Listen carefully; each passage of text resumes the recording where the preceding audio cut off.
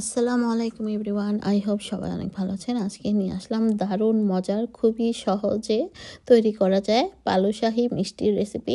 আসছে সামনে ঈদ অথবা যে কোনো অনুষ্ঠান অথবা বাসায় কোনো গেস্ট আসলে এভাবে আমার মতো তৈরি করে ফেলতে পারেন। খুবই সহজ, খুবই কম ইনগ্রিডিয়েন্টসে তৈরি করা যায় এই মিষ্টির রেসিপিটা। আর আমার দেখানো ইনগ্রিডিয়েন্টস দিয়ে যদি একবার বাসায় তৈরি করে খেয়ে দেখবেন, দোকান থেকে কিনে খাওয়ার কথা ভুলে যাবেন। এরপর থেকে আর দোকানে যেতে মন চাইবে না। তো চলুন দেখে নিই। এখানে প্রথমে আমি চিনির শিরাটাকে করে নিয়েছি, আর কি কতটুকু উপকরণ আমি দিয়েছি সব কিছুই লিখে দিয়েছি এবং ডেসক্রিপশন বক্সেও দেওয়া থাকবে। তো যাই হোক, আর দেখে তো কিছুটা বুঝে নিতে হবে। তো এই তো এখানে আমি বালুশাহী মিষ্টির জন্য ডোটাকে তৈরি করে নিচ্ছি। এখানে 1 কাপ ময়দা, মিল্ক পাউডার দিয়ে দিয়েছি, ঘি, আর দিয়ে দিলাম বেকিং সোডা। আর বেকিং সোডার পরিমাণটা তো দেখতেই পেলেন কতটুকু দিয়েছি, খুব বেশি দিতে যাবেন না। তো যাই হোক, সমস্ত কিছুকে আমি মানে আলতোভাবে এভাবে করে মেখে নিচ্ছি। একদম খুব চেপে চেপে মাখতে যাবেন না, ঝুরঝুরে করে। তারপর ইয়োগার্ট অ্যাড করব, সেটাও আমি খুব আস্তে আস্তে করে এটাকে মাখবো।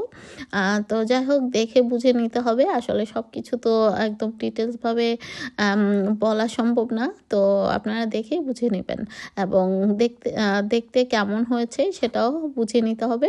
তো দেখতেই পাচ্ছেন আমি খুব কিন্তু চেপে চেপে মাখছি না। আমি ঝুরঝুরো টাইপের একটা যেরকম ডোটা তৈরি করা সম্ভব আমি সেভাবেই করে নিচ্ছি। দেখতে পাচ্ছেন একদম যে আমি একদম জয়েন করে ফেলেছি বা মসৃণ করে নিয়েছি, সেটাও না। যাই হোক, আমার ডোটা অলমোস্ট হয়ে গিয়েছে। তো সেটাকে আমি কিছুক্ষণ 10 মিনিটের মতো রেস্টে রেখে দিলাম। আর এই ফাঁকে আমি মিষ্টির উপরে যে একটা মানে মাওয়া টাইপের দেওয়া হয়, সেটা আমি ইনস্ট্যান্ট কীভাবে মাওয়াটা তৈরি করতে হয় সেটাও দেখিয়ে দিলাম। সামান্য একটু ঘি রেখেছিলাম, সেই ঘিটার মধ্যে আমি চিনি গুঁড়ো এবং দিয়ে দিলাম মিল্ক পাউডার, দিয়ে ওটাকে খুব ভালো মতো মিক্সড করে নিয়েছি। হয়ে গেল আমার ইনস্ট্যান্ট মাওয়া। তো আপনারা চাইলে একদম সরাসরি গুঁড়ো দুধ দিয়েও করে নিতে পারেন, তো আপনাদের ইচ্ছা। তো যাই হোক, এখন চলে আসলাম মিষ্টিটা তৈরি করতে। তো এই মিষ্টিটা কিন্তু খুব বেশি একদম মসৃণ করে বানানো যাবে না, একটু দেখতে পাচ্ছেন, দেখে বুঝে নিতে হবে। তো আমি মোটামুটি যতটুকু চেপে চেপে করার মতো, খুব বেশি চাপতে যাবে না, তো সেটা মানে সাইজ বা দেখতে সুন্দর হবে না বা খেতেও ভালো লাগবে না। তো যাই হোক, যতটা সম্ভব মানে আমি আস্তে আস্তেই করে মথে নিচ্ছি।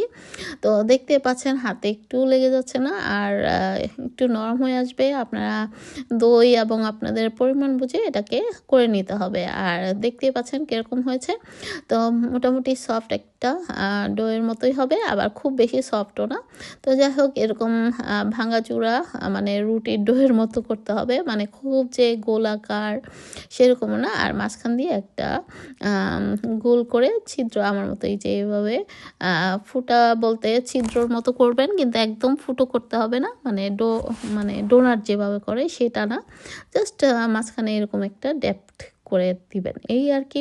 আর সাইডগুলো এরকমই থাকবে। আপনারা এভাবেও করতে পারেন বা আরেকটু সুন্দর যারা করতে চান করতে পারেন, তবে এটা ভাজার সময় খেয়াল রাখতে হবে এটা যেন খুলে না যায়।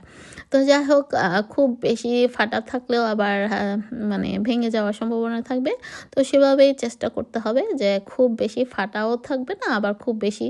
তো এই তো দেখতেই পাচ্ছেন আমি কিভাবে তৈরি করেছি, খুব বেশি মসৃণ না, আর খুব বেশি চাপাচাপি করা যাবে না। তো আর এখানে আমি একটা প্যানে তেলটাকে মোটামুটি যখন একদম টাচ করার মতো গরম হয়েছে, তো সেই পর্যায়ে আমি আমার বালুশাহী মিষ্টিগুলো দিয়ে দিলাম। তো দেখতে পাচ্ছেন তেলটা আস্তে আস্তে গরম হয়ে আসছে।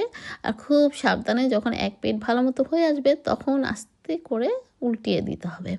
খুব বেশি নাড়াচাড়া করা যাবে না, তাহলে কিন্তু এটা ভেঙে যেতে পারে। যেহেতু এই মিষ্টিটা খুবই সফট এবং নরম হয়, খুলে যাওয়ার সম্ভাবনা থাকে। তো এই তো দেখতে পাচ্ছেন খুব বেশি কিন্তু খুলে যায়নি। তো তবে হ্যাঁ, শেষের দিকে একটু নাড়াচাড়ার আমার কারণেই আসলে ভেঙেছে। তবে সবগুলো মিষ্টি এভাবে লালচে করে ভেজে নেবেন, ব্রাউন আপনারা আসলে যার যার কালার বুঝে সেভাবে করে নেবেন। তো এই তো আমি একটা ভালো বড় দেখে প্যানের মধ্যে নিয়ে নিলাম, বাটির মধ্যে। তারপর আমি সেই যে শিরাটা করে নিয়েছিলাম, শিরার মধ্যে কিন্তু আমি একটু এলাচ গুঁড়ো পাউডার অ্যাড করেছিলাম।